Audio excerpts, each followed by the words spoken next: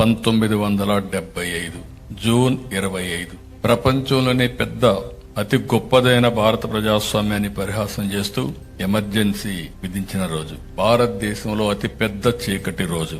భారత రాజ్యాంగాన్ని, భారత హక్కులని, ప్రజల హక్కుల్ని కాలరాసిన రోజు. ఇప్పుడే తమరం గారు చెప్పినట్టు దీనికోసం మేము పోరాడామని అనునిత్యం ఆలోచించి గోరా గారు చనిపోయే పరిస్థితి తీసుకొచ్చాం. అంటే అలాంటి ఘోర సంఘటన జరిగింది.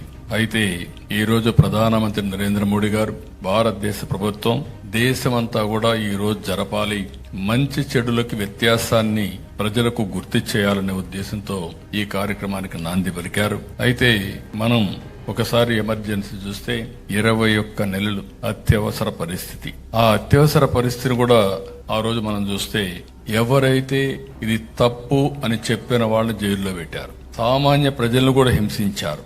నియంత్రిత ధోరణితో ముందుకు పోయారు. ఇంకొక పక్కన న్యాయ వ్యవస్థలను కూడా కబళించే పరిస్థితికి వచ్చారు. ప్రజల ప్రాథమిక హక్కుల్ని పూర్తిగా కాలరాశారు.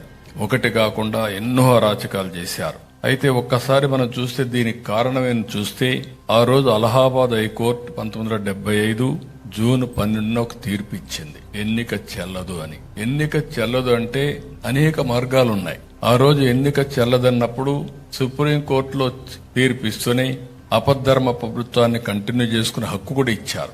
నమ్మకం ఉంటే ప్రజాస్వామ్యం మీద ప్రజల దగ్గరికి పోయి మళ్లీ ఎక్స్ప్లెయిన్ చేసి ప్రజల మద్దతుతో మళ్లీ ప్రధానమంత్రి అయి ఉండొచ్చు.